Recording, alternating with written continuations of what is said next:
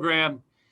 You know how excited I get when we get to talk beer on the show. Jay Jaffe just gave us one of his latest beer picks on the show a little while ago, and now we've got one of Texas' own with us here via Zoom to talk a little beer, and that is Wim Benz, who founded Lakewood Brewing out there in the DFW area, which now is here in El Paso, and I know a lot of El Pasoans are excited about that because when you're excited about beer and you can drink some great Texas craft beer, like the great efforts from Lakewood Brewing, they're going to enjoy this conversation in a big, big way. And we've got him via Zoom right now. Wim, welcome to Sports Talk. Welcome to the show. How are you? Hey, Steve. Thanks for having me. Well, thanks for being here. And I'm excited, and I'm sure you're excited, because now your beers are here in El Paso as of the last couple of weeks. Tell my listeners a little bit, give them some background about you and Lakewood and really the story of your brewing company. Yeah, so my beer journey started, I guess, at birth. I was born in Belgium. So when you're born there, you're born with a beer in your hand. So it's all part of the experience. But my family and I, we emigrated to the U.S. in 1985 and grew up here in North Texas. Went to college up here and spent a fair amount of time in the advertising biz till I got the brewing bug, and started out as a home brewer like a lot of craft brewers out there, and then really took it further. Got my brewing education at the American Brewers Guild. Spent some time with our friends out at RAR Brewing out in Fort Worth. Always want to give them a shout out. And then in 2012 we started our own brewery. So we're a family-owned brewery. It's it's me and the fam and my wife, and we make what we like to call seriously fun beer. We're really serious about the beer that we make, but we have a lot of fun doing it. Were your parents a little hesitant when you told them after the advertising business, the college experience, and all that? Hey, I'm going to drop all this and just go into I want to have open my own craft brewery and start. What did they tell you when you first told them that? I am very fortunate to have a very supportive family, and they were completely on board. They'd been drinking my beer for years, obviously out of the garage, but they were all in. We saw a need here in North Texas, and really in Texas in general. Back in 2012 when we opened, there just weren't a whole lot of breweries around. So we were in that sort of first wave of the new craft beer movement back in 2011, 2012, and got in at the right time and haven't looked back. How about the name Lakewood Brewing? Where'd that come from? Yeah, so Lakewood is the neighborhood that I live in, or the part of town I live in up here in Dallas, and it kind of embodies what we thought would be really the culture of the brewery, which is community spirit, inclusiveness, creativity, and family. And those are the pillars that we founded our brewery on, and we make all our decisions, and we guide our path using those foundations. Now I'm looking at your beers, which now are available in El Paso. By the way, I know Walmart's carrying them, and you probably will be able to find those in Albertsons as well here in El Paso. So check those out for Lakewood Brewing.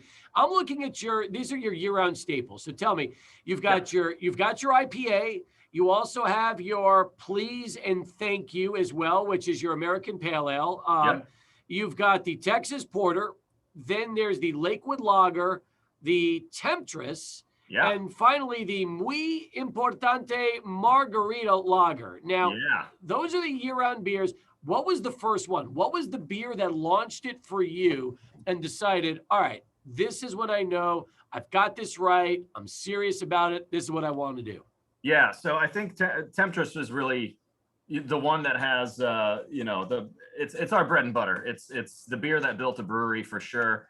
Temptress and all her variants. But it's it was meant to be a seasonal. And then right before we opened, we went to a little beer festival up here in Oak Cliff, and it was the middle of May. We had an IPA, we had a wheat, and we had the Temptress out there, and we thought, well, okay, I think the big bearded guys are really going to go for the stout, and the lighter beer drinkers, they'll go for the wheat, and we'll have something in the middle.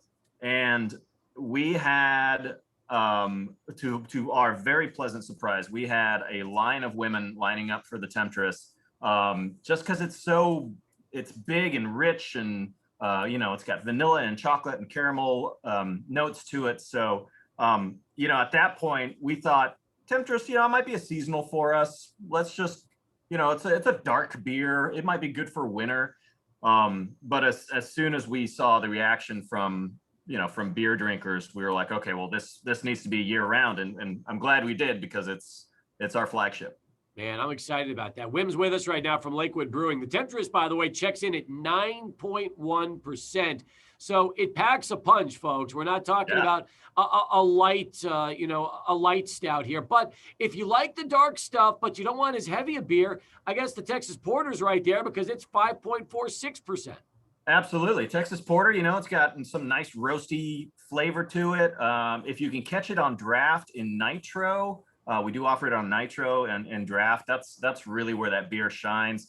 But honestly, it's getting hot, and that Texas weather, that Texas summer likes to stick around for about 9 months. So that's why we came out with Muy Importante, that margarita lager. And we released it as a special edition first 2 years ago. It was a seasonal last year, and people just went nuts for it. So now it's available year round.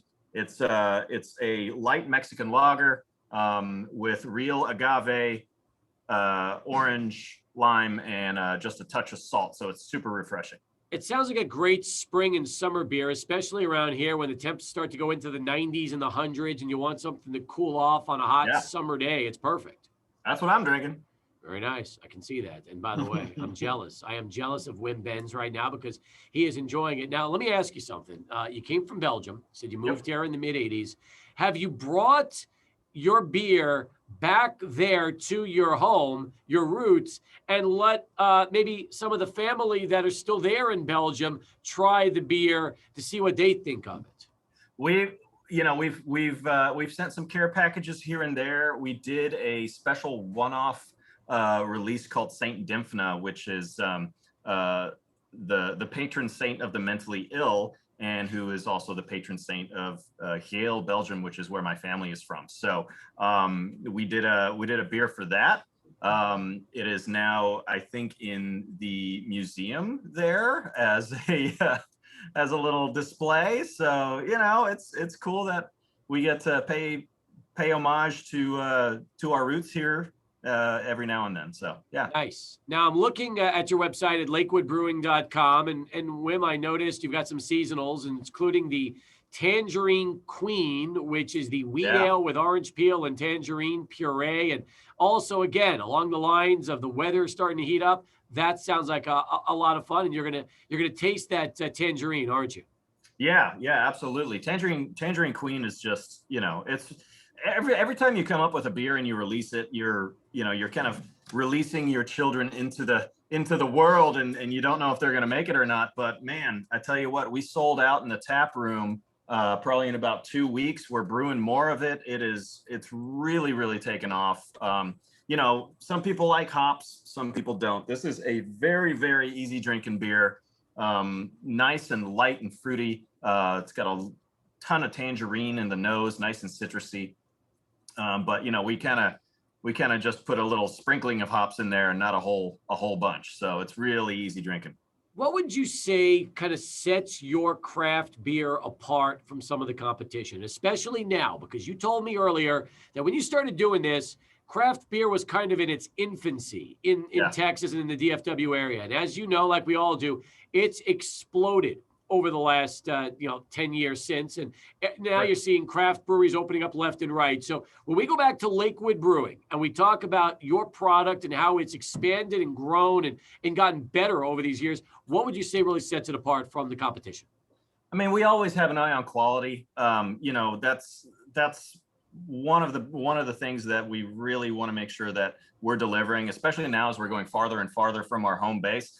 El Paso is halfway to LA, so we want to make sure that the beer that you're getting out there is the same quality as the beer that you would get 2 miles from the brewery. So definitely quality, and then innovation. I mean, we keep pushing the envelope with beer styles and fun iterations from French Toast Temptress to Tangerine Queen to Muy Importante. we just keep having a whole lot of fun with it. It sounds like it. And again, the thing I like also is you turned a seasonal like Muy Importante into now a year-round beer. So it tells me that if you come out with something and people really like it, you're not going to just keep it seasonal. You listen to your audience, and you know when you've got something good enough and you want to turn that into a year-round release.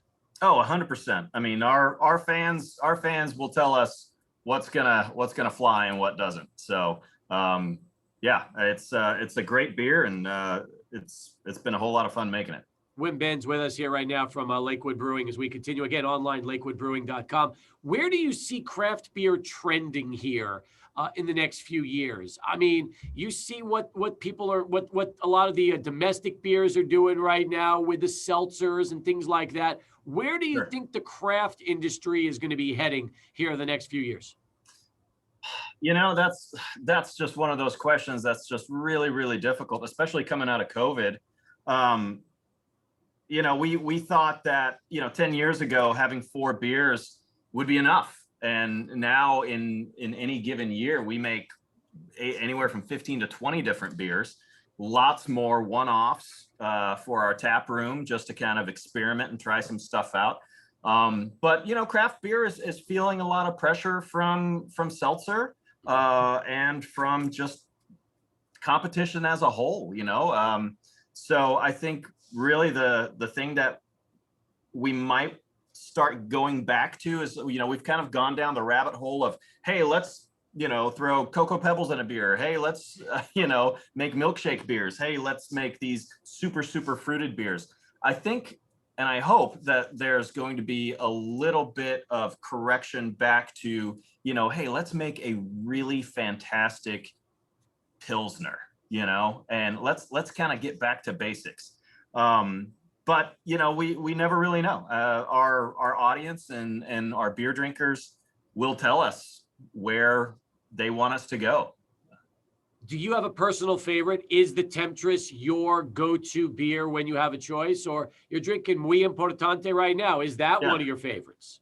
It just kind of depends on the day. If it's I'm here in the production hall and it's a little hot back here, so I'm having a nice refreshing beer. If I'm winding down at the end of the day, I may just have a lager. If I'm feeling a little sassy or saucy, I might have a Temptress. So it just kind of, just kind of depends on the day. What about, as you mentioned, the quality? Okay, I've always heard so much about freshness with beer. Yeah. So each type of beer has their own rule of thumb as far as freshness and what you should really look for. I've heard for the IPAs, if you can get one that's relatively recent from when it was produced, it's going to taste the best. The older it is, kind of want to stay away from it. How does that work with beer in terms of your line and really how you recommend people to enjoy your beer? Well, I think, beer is a perishable product, just like, if you were to go to your local bakery and get a nicely fresh made artisan loaf of bread, you don't want to keep it in your trunk for 2 days. You don't want to store it in your garage, and you want to eat it while it's still fresh. And I think the same thing goes for beer. Now, some beer, depending on its alcohol content, the higher the alcohol content of the beer, generally the longer the shelf life on it. So, a beer like Temptress has a year shelf life. Actually, Muy Importante has a very long shelf life because of the lime juice that's in it that acts as kind of as a preservative. But yeah, IPAs, you want to drink fresh. We have a really great partner in our LNF distributing down there. So they're going to get it from here down there pretty quickly and as fresh as possible. I'm excited for you. I'm loving the fact that you're here. I believe right now we've got the Lakewood Lager, the Temptress, and the Muy Importante. Those are the 3 that are going to start out in El Paso. But I'm hoping we see the whole line. I'm hoping we get the seasonals, the limited releases, the small batches, and all that right now from Lakewood. Oh, yeah, you bet. It's coming. It's coming. And we do have a beer finder on our website. I don't know if El Paso is live yet. But for your listeners, just go to lakewoodbrewing.com, click on the beer finder, enter your zip code, and you'll be able to find where to get our beer in El Paso very soon. Well, excited about having you here. Excited about having you on the show, Wim. I love beer talk anytime we can do it, especially when we kind of dive into a little bit more of the technical stuff, which I think our listeners absolutely love. And look forward to having you back on down the road. We can talk more beer with you on the show. Hey, I'm excited to actually get down to El Paso soon. And, now that things are opening back up, it'll be my first trip to El Paso, and I'm excited to come down there and drink some Lakewood beer. Hey, don't be a stranger. We'll look forward to meeting you face to face next time. How's that? You got it.